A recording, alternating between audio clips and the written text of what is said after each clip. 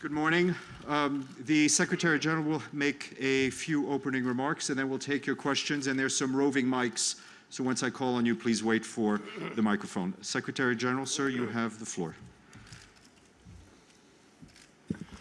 Ladies and gentlemen of the media, good morning, everyone. It's a great pleasure to see you, and I'm also pleased to start my programs by meeting you first. Thank you for this opportunity. I'd like to thank the government and people of Australia for hosting this gathering of global leaders at this critical moment in international affairs. With the hosting of the G20 summit and at the same time presiding over the United Nations Security Council, Australia is in pivotal global leadership role at a time when the world faces a serious security, development, and environmental challenges. Pressures on people and the planet are building. The G20 countries possesses not only the political power to set us on a better course, but the political responsibility to do so. I'd like to highlight the need for action in three critical areas. First, promoting inclusive growth and decent jobs. The determination of the G20 leadership to raise growth by more than 2% in the next 5 years is a step in the right direction. But the quality of growth is just as important as its quantity. We must pursue an agenda that advances sustainability, addresses inequalities, and generates decent jobs, especially for young people. Next year's UN summit will provide the opportunity to adopt such an agenda, including an ambitious set of sustainable development goals. Second, meeting the climate challenges. I commend the announcement by the United States and China of their post-2020 climate action, which comes on the heels of European Union's decision on emission reduction targets by reducing 40% of greenhouse gas emissions. The transition towards a low-carbon, climate-resilient future is accelerating. I urge other leaders and major economies, especially among the G20, to come forward with contributions that will sustain this momentum. The world also looks to the G20 to lead on climate finance. I urge G20 leaders to make ambitious pledges towards the capitalization of the Green Climate Fund, GCF, and next week's pledging conference in Berlin, Germany. As the latest IPCC report tells us, we must act quickly and decisively if we want to avoid increasingly destructive outcomes. But we also have the means to limit climate change and build a better future. Third, providing financing for sustainable development. The growth and sustainable development agenda depend on financing public, private, domestic, and international.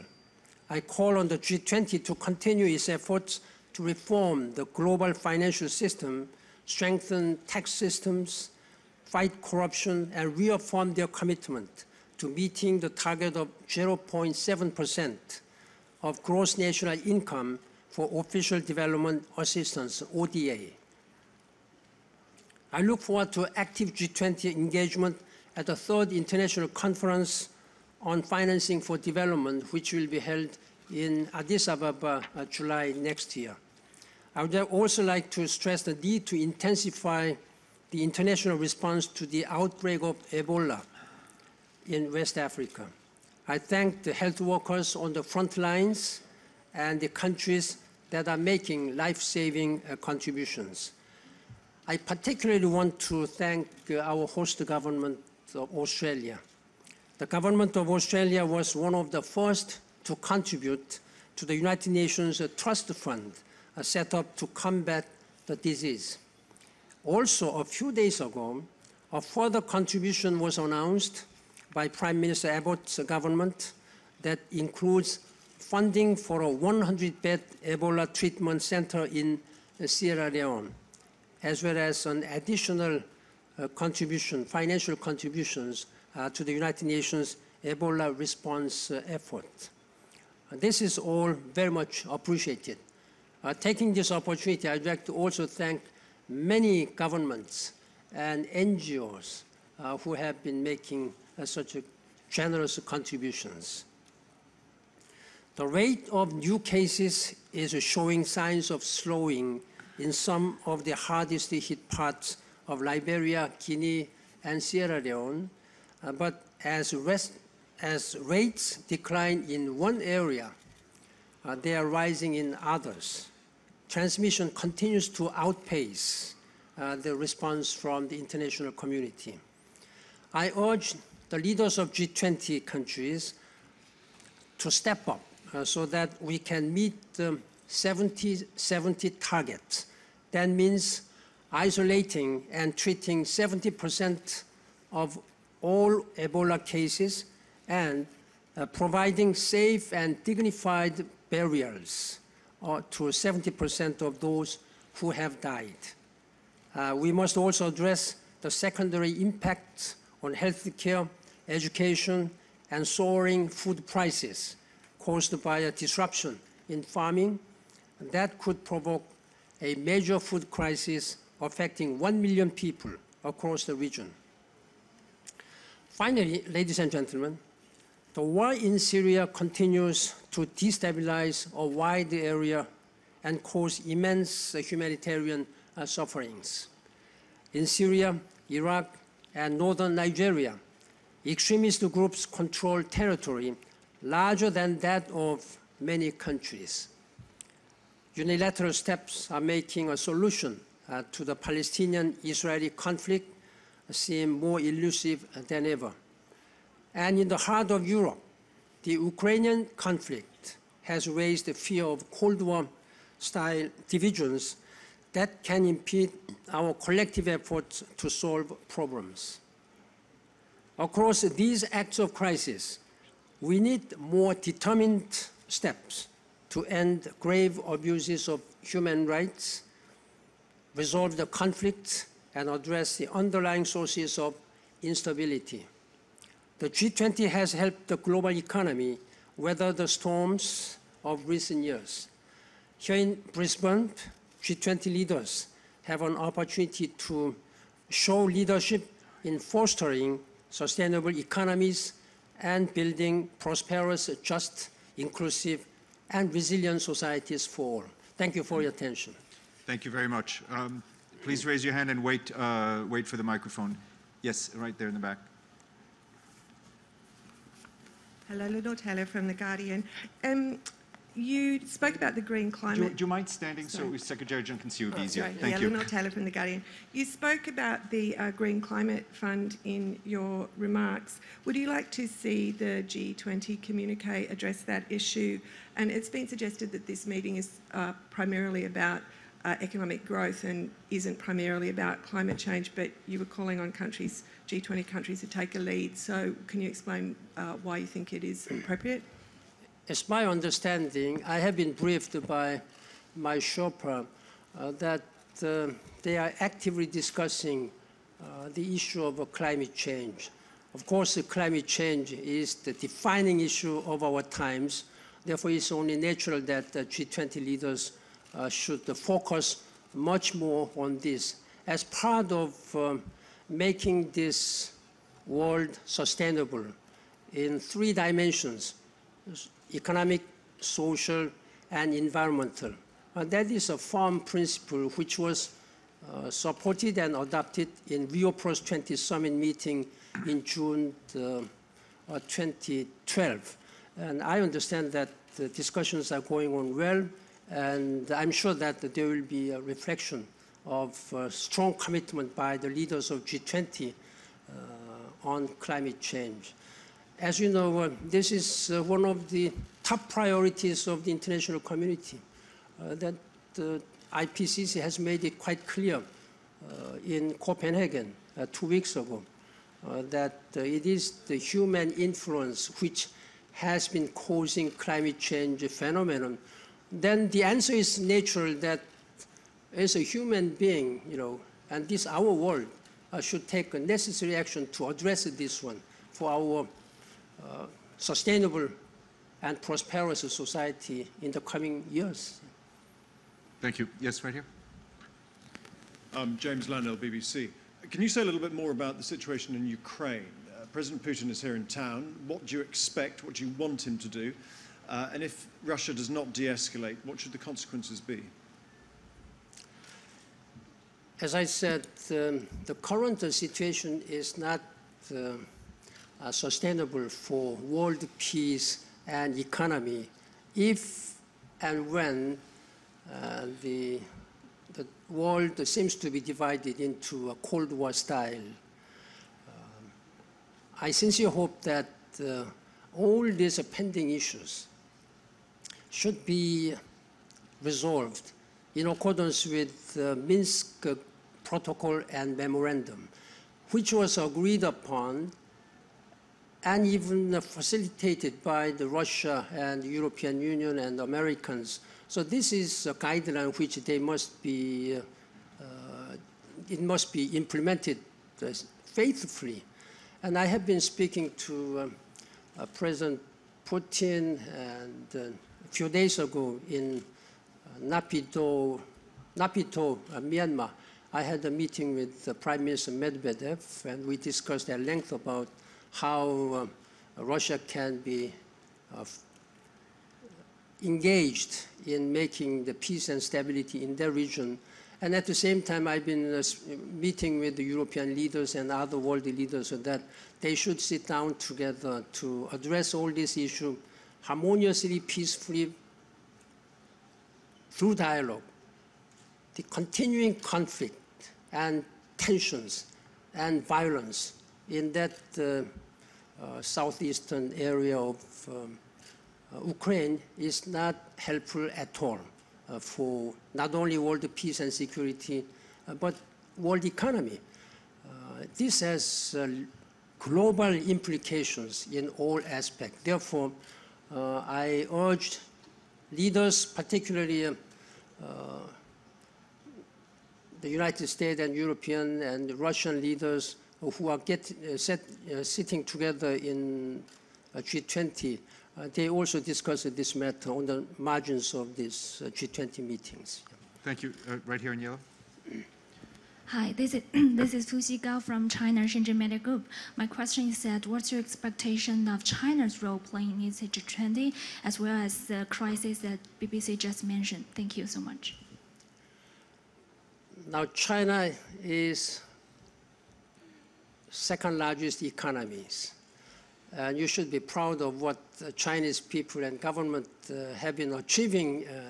But at the same time, that is accompanied with responsibility and global responsibility now. In that regard, Chinese economy, the size of Chinese economy and contribution has now global implications. Therefore, I would hope that China will continue to play a role so that all this world global economy is now integrated into inclusive and reducing the inequalities between the developed and developing countries as well as among developing countries. I really appreciate China contributing to South-South cooperation, and particularly, as I said in my earlier remarks, that the agreement between China and the United States on very ambitious climate change targets aiming by 2020 is a significant one. And I'm asking other leaders, particularly emerging economies and major economies, to follow the suit so that we will be able to have a global, meaningful climate change agreement by the end of December next year. Next year will be the deadline for international community. The member states of the United Nations have made the firm pledges officially, repeatedly said several years, that there should be an agreement, climate change agreement, by the end of next year. We are doing all our best efforts to facilitate this process. Thank you. Right here in the front row. Hi, my name is Annie from the G20 Research Group and also a delegate from the G20 Young Entrepreneur Alliance. For the 8 Millennium Development Goal post-2015 agenda, there's a lot of suggestion for the post-2015 agenda and a huge focus on youth entrepreneur. And the Prime Minister of Turkey as well yesterday in the pre-summit conference address really drived and focused on youth entrepreneur to drive economic growth. I was wondering what will be your view or what would you like the G20 to achieve in that regard?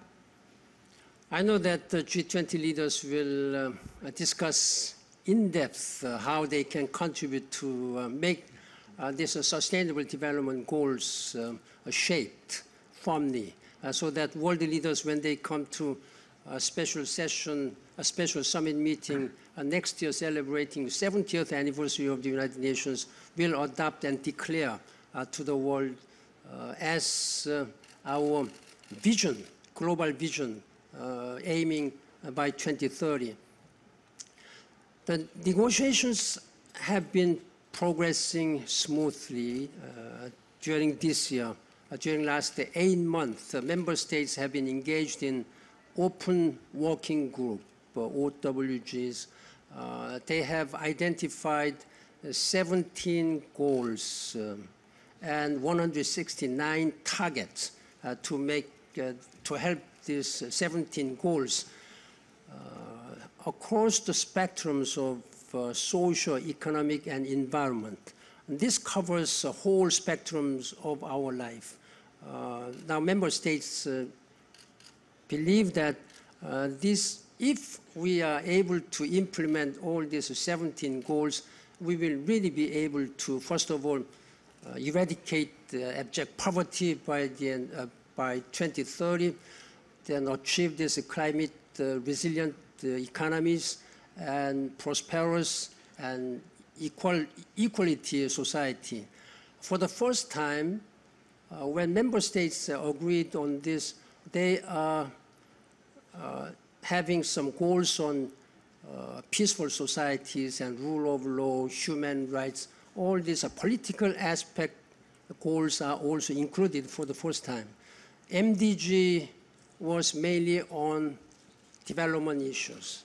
Now, these sustainable development goals will cover whole spectrum of our life. Now, I'm requested by the General Assembly of the United Nations to write a synthesis report by the end of December. Then with the 17 goals now agreed among the member states, and with my report, they will begin another negotiations next year, January next year until September.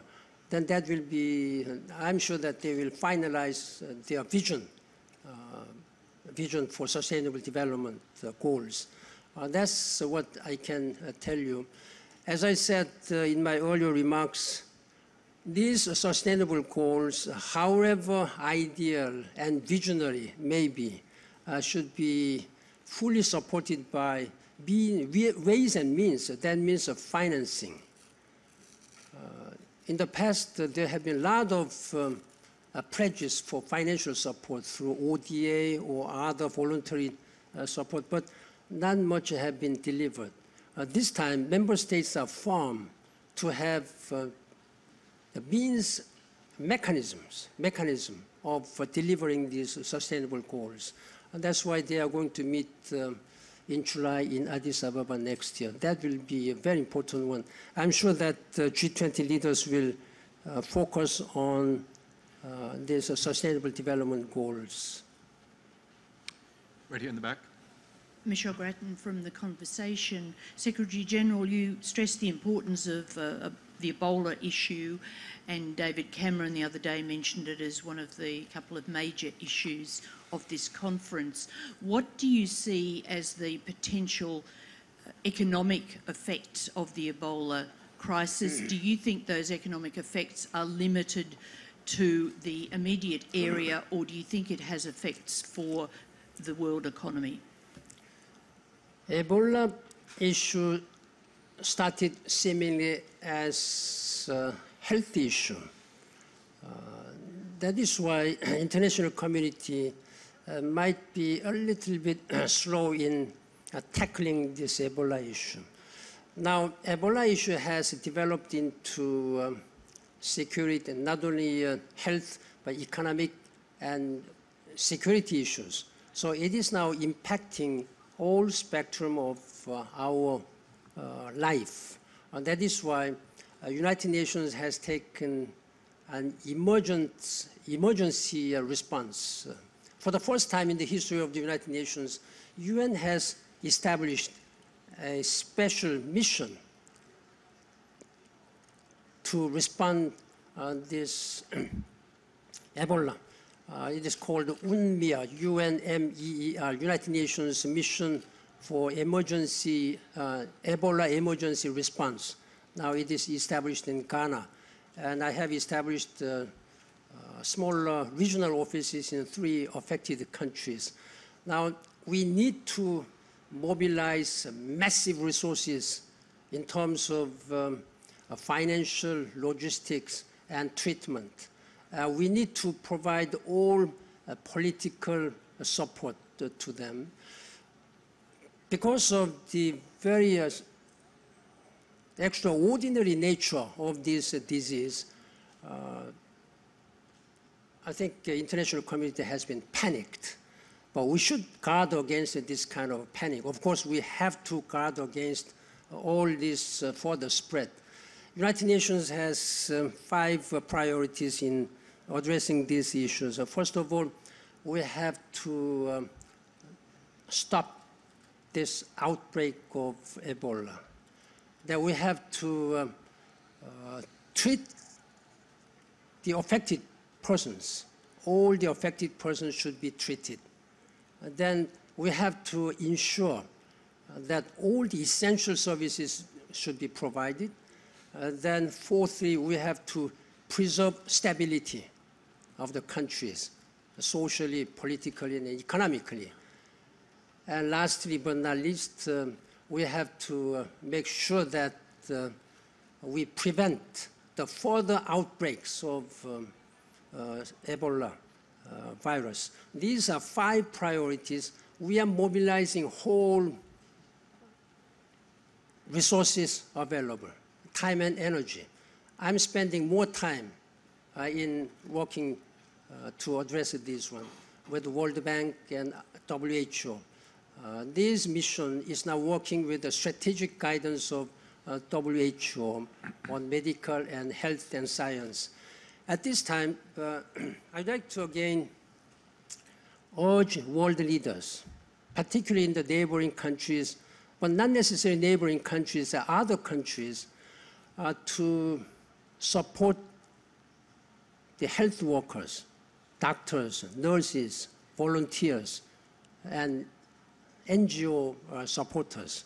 Those people are extraordinary people who are giving of themselves all, even who are risking their own lives. Then they should not be discriminated for their generous humanitarian works. Rather than being discriminated or quarantined unnecessarily in such a strict way, they should be given full support. Of course, if one has a symptom, one should be treated immediately, should be taken care of them.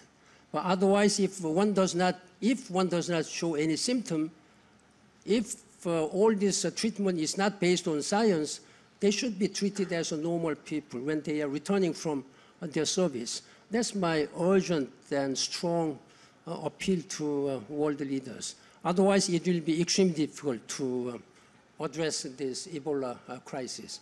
Let us keep this Ebola prevented and treated at its source, not other places. Yeah. On the left. Thank you. David Crowe from the Australian newspaper.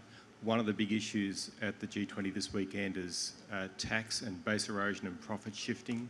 a huge issue for a lot of nations that need more revenue to provide health and education. Are you satisfied with the progress by G20 leaders on combating tax evasion? I hope world leaders will discuss this issue more thoroughly. I have been participating at G20 leaders meeting from the beginning, and this issue has been discussed all the times. But somehow, because of differences of situations and conditions of each and every country, there has not been much coherent or agreement on this matter. This affects the global economy. Global economy is tightly interconnected. What's happening in one country is immediately affecting other countries. Therefore, there should be some globally accepted and reasonable systems which can be conducive in helping each other's economy, which will eventually help a global economy. That's the main purpose of this G20 meeting. When it started out of this financial crisis in 2008, the 6 years of coordination and cooperation among G20 leaders has made this G20 as a primary global economic coordinating mechanism. This is, I think, the highest, the most important place where they can discuss all other issues. Thank you. Right there, and that'll have to be the last question. Can I ask two questions? Just one. Just one. Yeah. Secretary General, we know your commitment about gender, and there has been discussions on bridging the gender gap in employment by 25% by 2025. What would your recommendation be when it comes to sustainable development goals to invigorate this focus on gender? And would you suggest a standalone gender goal in sustainable development goals? As the Secretary General of the United Nations, I have taken this gender equality, gender empowerment issue as one of the top priorities. We have many important, valuable resources in our world. Do you know that